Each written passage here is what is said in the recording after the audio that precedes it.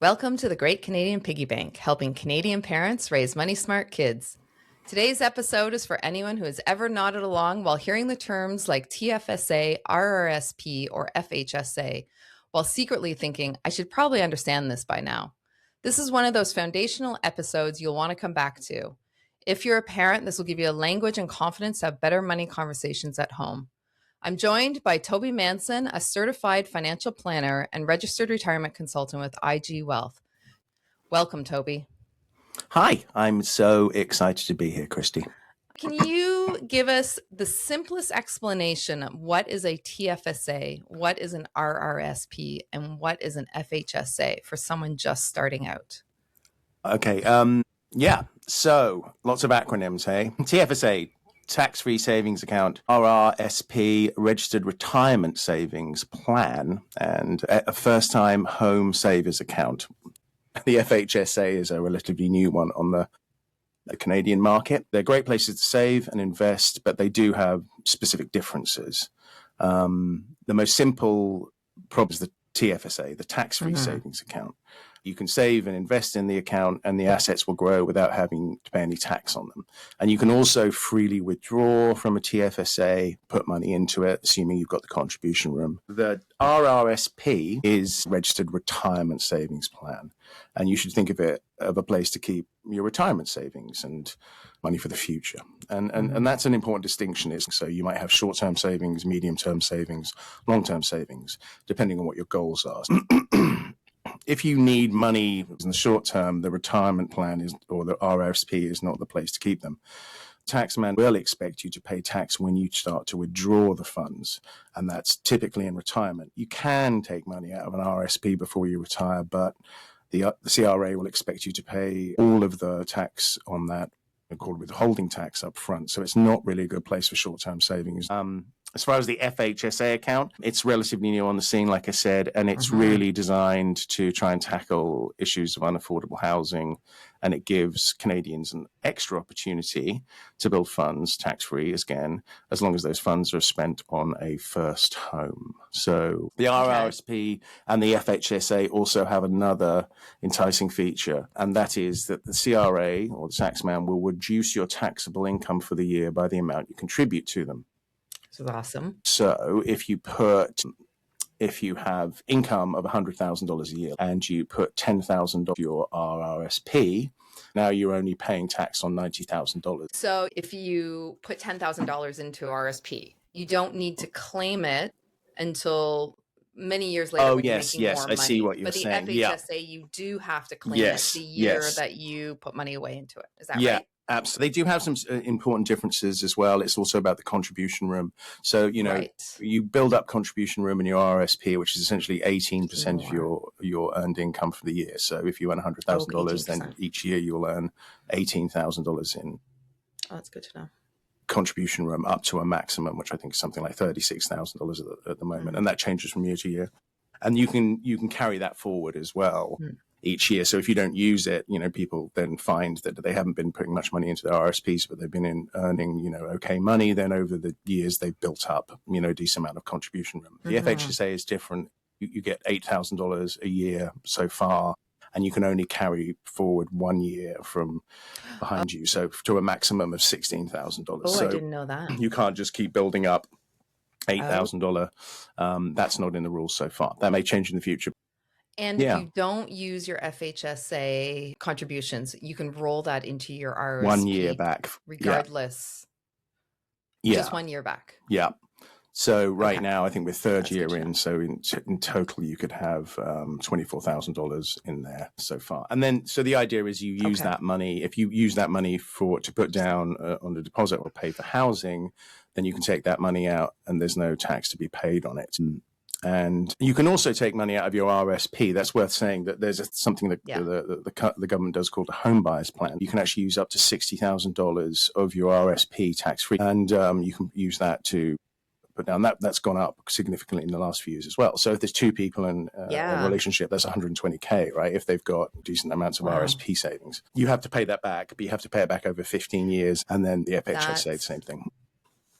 But you don't have to pay back the FHSA, right? Like you just take that out and that's yours. FHSA is just purely for like housing.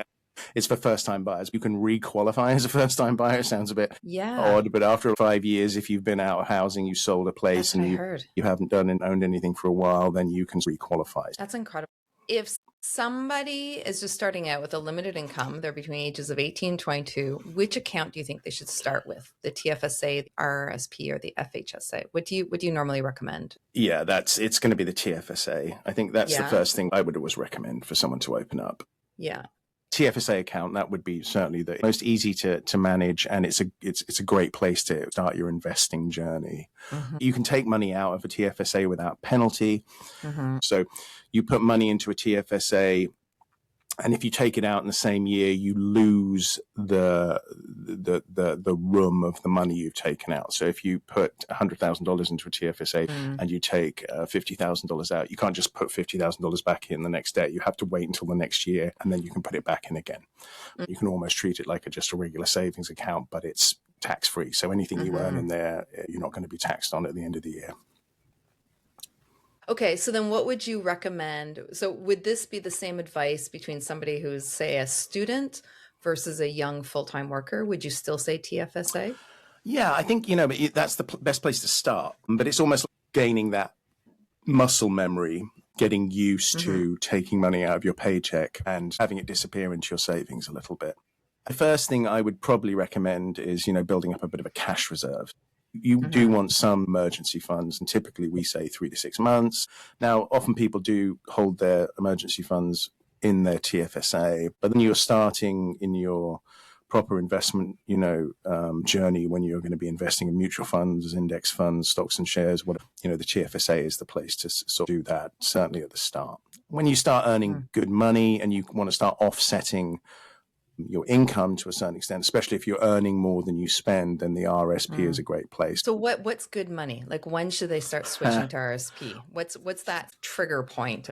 If you start moving into higher tax brackets, if you're getting beyond $75,000, $80,000 or something like that, then it's worth looking at reducing your income over the year. Typically, I would look to clients and think, well, if I can bring them down a tax bracket with an RSP contribution, that's generally a sort of good rule of thumb. Okay, so I'm hearing then somewhere below 75,000, you're not in a high enough tax bracket to warrant an RSP, unless you're living well below your means.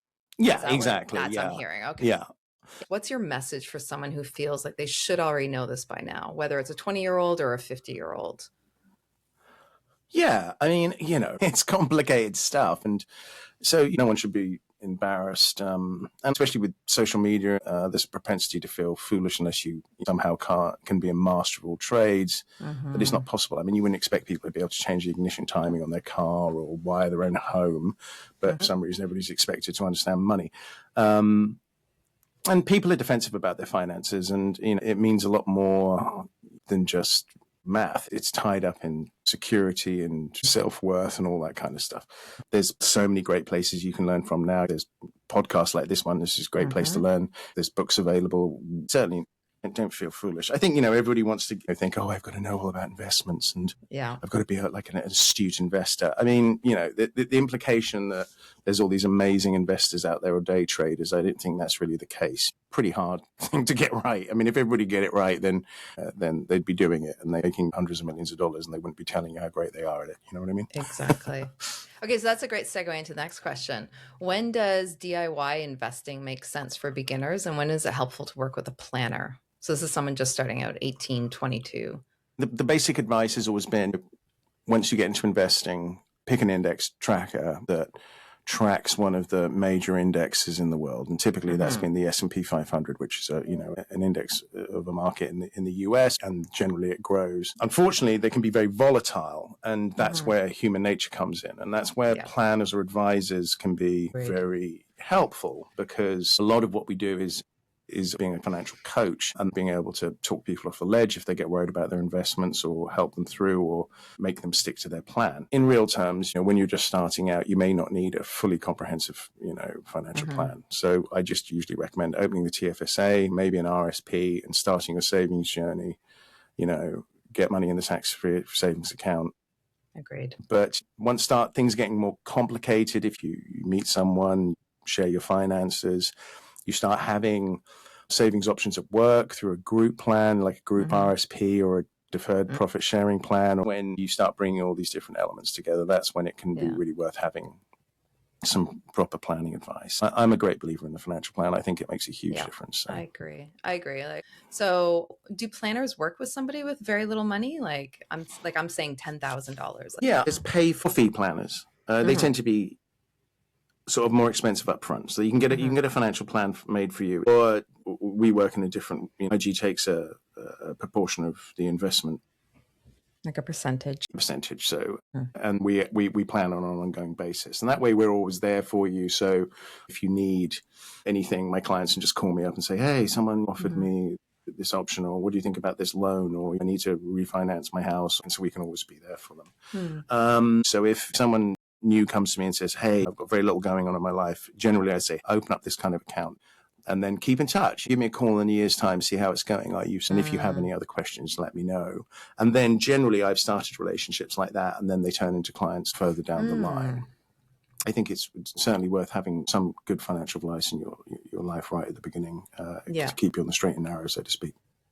So what I'm hearing then is open up a TFSA and then start making contact with an advisor and building that relationship with them. And then as it grows and you start needing more of a complex plan, then start thinking about bringing a financial planner in. Yeah, I think that. So then what's one question young people should ask any advisor before working with them? A lot of people call themselves advisors or consultants. You want to find out if they've got any qualifications. Are they qualified to give you advice, and do they know what they're talking about? In our field, the CFP is still the gold standard. That's Certified Financial Planner.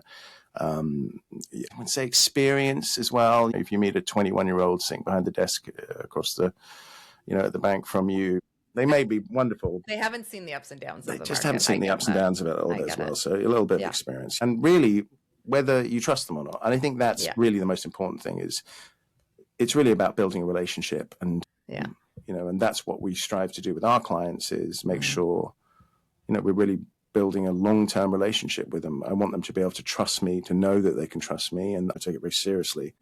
Is the planner or the advisor making sure they're focusing on you and centering you in the relationship, or are they, being pressured to sell products to you? Yeah, I agree. How do you help young people strike a balance between saving for the future and still enjoying life in the present? Money is there to help you live your life to its fullest extent.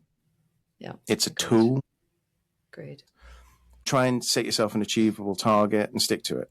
If you're saving 30% of your paycheck, but it's making you miserable because you're eating nothing but oatmeal, then that's no way to live. So you need to try and find a balance between comfort and enjoying yourself and looking after your mental health, but also saving for the future. So you're like, this is too much, I can't do it, then bring it back a little bit.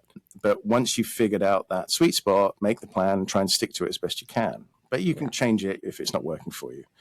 Once you start seeing savings, and different life stages too, right? Yeah, you may have to dig into those savings. That's what the whole point of the savings were. It can make you feel so much more control of your life, Last question.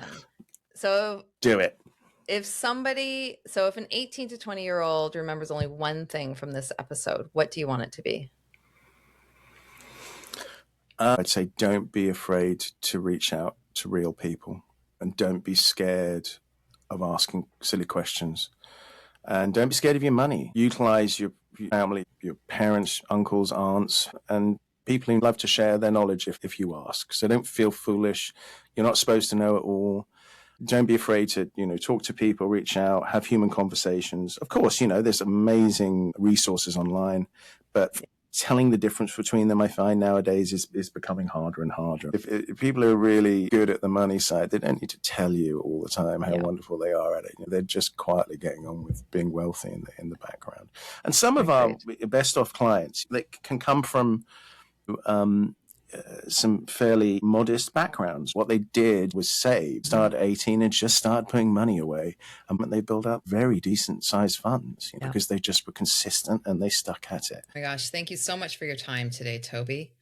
Today's conversation was all about taking the mystery out of Canada's core savings tools, the tax-free savings account, the registered retirement savings plan, and the newer first home savings account. Toby shared a simple framework. Start with the TFSA when you're young or early in your career. It's flexible, tax-free, and the ideal place to start building saving habits, emergency funds, and early investments. As your income grows and you move into higher tax brackets, that's when an RSP starts to make more sense, helping you reduce taxes while saving for the long term. And for those thinking about a first home, the FHSA is a powerful option. More than anything, this episode was a reminder that money isn't about knowing everything already. It's about consistency, asking questions, and making choices that fit your stage of life. Whether you're 18 or 48, start simple, get support, and remember that money is a tool to help you live well, not a test you can fail. If you found this episode helpful, please share it with another parent, follow the show, or leave a quick review. It really helps more families find these amazing conversations.